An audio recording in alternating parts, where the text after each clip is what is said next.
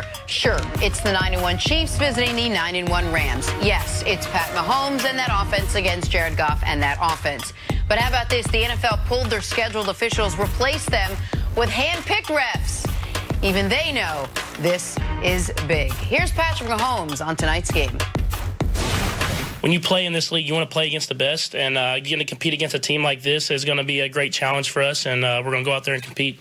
Anytime you get a big stage, you want to go out there and show the world what you're all about, you know, as a team. So what better stage to do it Monday night at home?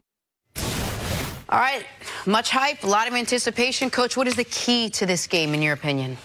Well, looking at this, it seems to me that third down is going to be the key, and Kansas City has actually done a pretty good job defensively on third down. They're fifth in the league right now, where the Rams have struggled a little bit more. I think they're somewhere in the early 20s, and if they can get the Rams off the field and be able to control the ball, that to me would be the difference in the game. Also, you look at the Rams last week, 273 yards rushing.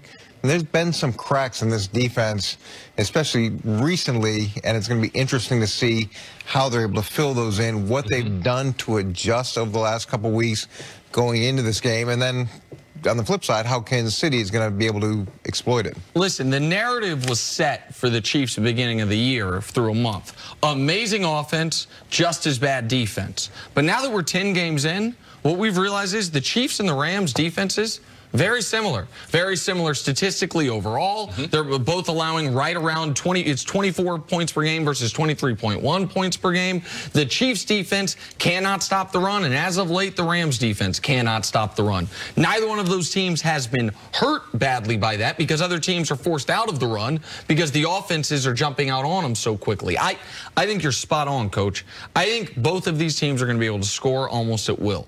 And this game is going to come down to which team can make 3 or 4 plays the whole game defensively. A tipped pass that turns into an interception.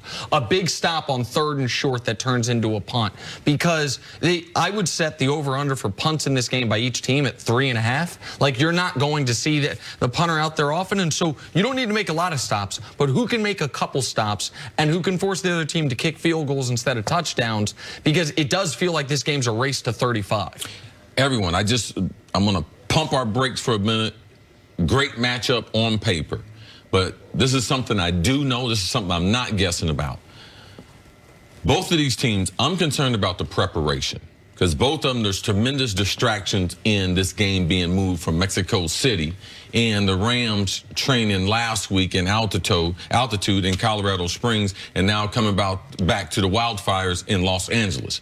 They got a number of people on their staff and number of players who have been displaced. Kansas City and their fan base, they had 30,000 people, thought this game was going to be in Mexico City. So they were thinking they were going to have, you know, a nice following there in Los Angeles. And I do believe in preparation, you can be distracted. And it's just the smallest of little details. So I hope the game lives up to it. Also, Jenna, you mentioned in your read, the referees. That's kind of strange. They got an all-star crew just for a Monday night regular season game. So these NFL crews, they work together. So typically there's a little continuity. So now I just believe with an all-star crew, typically you let the players play more, like the playoffs. So this will be a physical game. You will probably see a lot more holding and everything down the field, wide receiver to DB that they're going to let go. So these are some of the things I'm going to look for from an exit host standpoint. The Rams and Sean McVay, how do they replace that productivity of Cooper Kupp? And can they continue either run the ball on 3rd down to keep Kansas City's offense off the field? So I'm looking forward to seeing the game. I hope both teams really have a fine focus to give fans what they're expecting on this 9-1 matchup, which is a rare matchup this late in the season on Monday Night Football. Which of the 2 young quarterbacks do you think has more to prove in this game, Goff or Mahomes? Well, hopefully both quarterbacks won't take that approach. I think that's where you get into a lot of trouble, is when you start thinking that you've got to do something different in these games because they're 9-1, you're 9-1, it's Monday Night Football. That's where that's where it starts to go south. And Cris makes a great point.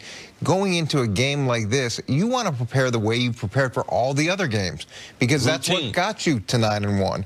When you start looking at it as, oh, we're going to have to make a play, or I'm going to have to play outside of myself, that's when nothing good happens. On the official side, I'd be frustrated if I was a head coach in the league.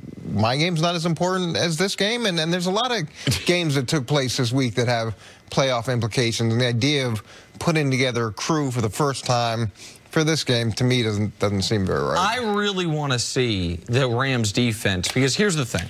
Aqib Talib and Marcus Peters get hurt in the same game. Aqib Talib's injury has been so substantial he hasn't played since then. Marcus Peters has been playing, but a much lesser version of himself. So they lose one starting quarterback in full and one starting quarterback in part. I think it was week 3 of the year.